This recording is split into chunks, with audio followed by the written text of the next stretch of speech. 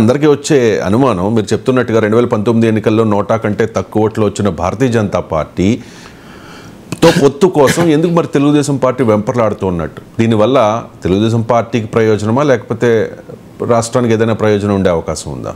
దేనికి ఇద్దరికి ప్రయోజనం లేదు. రాష్ట్రానికి ప్రయోజనం లేదు, తెలుగుదేశానికి ప్రయోజనం లేదు. మరి ఎందుకు సార్? అది చంద్రబాబు నాయుడు బలహీనత, భయం. అందులో జగన్ ఎదుర్కోవటానికి మోడీ మద్దతు కావాలి. మోడీ కేంద్రంలో ఉన్నాడు, ఏకకాలంలో ఇద్దరిని ఎదుర్కోలేము. మోడీ ప్రత్యక్ష పరోక్ష మద్దతు జగన్కు ఉంటే తనకు కష్టము అనేది చంద్రబాబు నాయుడు అంచనా. కానీ చంద్రబాబు నాయుడుకి అర్థం కావాల్సిన అంశం ఏంటంటే, పెద్దలు సీనియర్ చాలా విస్తృత రాజకీయ అనుభవం ఉన్న నాయకుడు. అర్థం కావాలి అంటే బీజేపీ జగన్తో మైత్రి వదులుకోదు. మీరు రాసి పెట్టుకోండి, జగన్తో మైత్రి వదులుకోకుండానే చంద్రబాబు నాయుడుతో పొత్తుంటుంది. పరోక్షంగా జగన్మోహన్ రెడ్డితో సహకారం ఉంటుంది.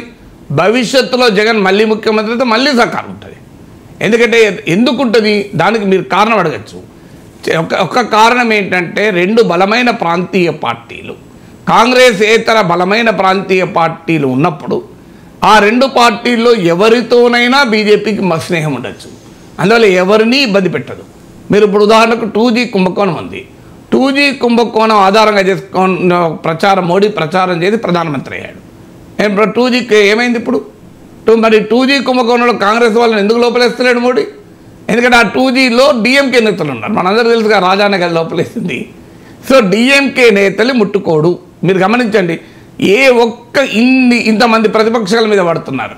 మీరు డిఎంకే చెందిన ఒక మంత్రిని అరెస్ట్ చేయడం వేరు, కానీ డిఎంకేతో ప్రధాన నాయకులు అందులో ఉన్న 2G కుంభకోణాన్ని ఎందుకు మాట్లాడతలేరు?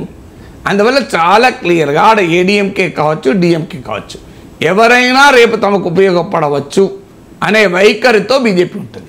సో ఇక్కడ కూడా అంతే, టీడీపీ వైసీపీ ఎవరైనా తమకు ఉపయోగపడవచ్చు.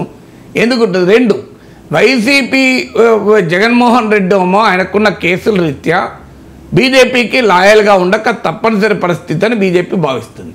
చంద్రబాబు నాయుడు రేపు గెలిచినాక ఎటుంటాడో తెలియదు, ఆ నమ్మకం కూడా బీజేపీకి లేదు. అందువల్ల బీజేపీ చాలా స్పష్టంగా జగన్ను వదులుకోదు. అయినా మరి టీడీపీ ఎందుకు? ఒకటి, బీజేపీ బలం లేదు, 1% మించి ఓటింగ్ లేదు. 2019 ఎన్నికల ఓటింగ్ పక్క పెడదాం, 2024కు బీజేపీ పెరిగిన సంకేతం ఏమీ లేదు. 2019 మనం గీట్రాక్ కాదు.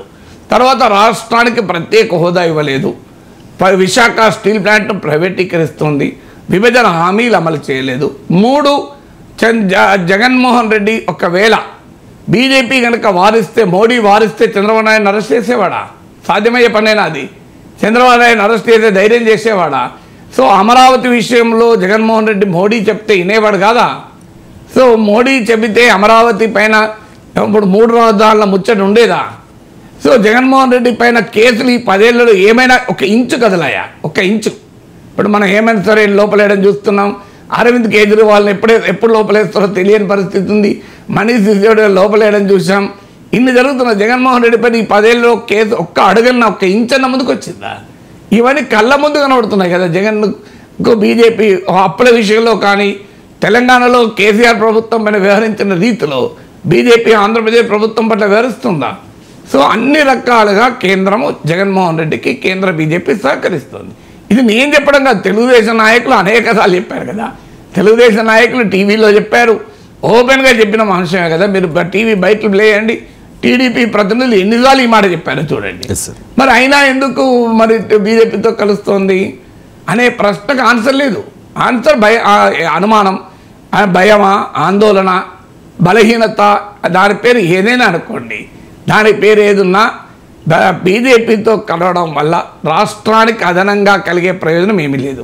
ఇవాళ అమిత్ షాను కలుస్తున్నాడు, మీతో పొత్తు మేము సిద్ధం, కానీ తక్షణం ప్రత్యేక హోదా ప్రకటించండి, స్టీల్ ప్లాంట్ ప్రైవేటీకరించమని చెప్పండి, పలానా అమరావతి నుంచి రాజధాని మార్చమని చెప్పండి, మీతో మేము పొత్తు సిద్ధమని చంద్రబాబు నాయుడు అనగలడా? పొరపాటును కూడా మరి దాన్ని బట్టి తెలిసిపోతుంది కదా.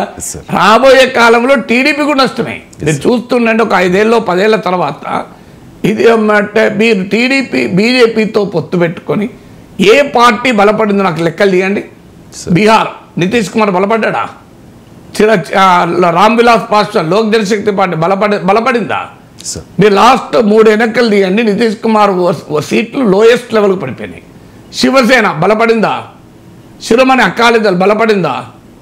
పీడీపీ కాశ్మీర్లో బలపడిందా? జేడీఎస్ బలపడిందా? No sir. మీరు ఏ రాజకీయ పార్టీ బీజేపీతో మైత్రి బలపడిందో లెక్కలు తీయండి. అన్నాడీఎంకే బలపడిందా?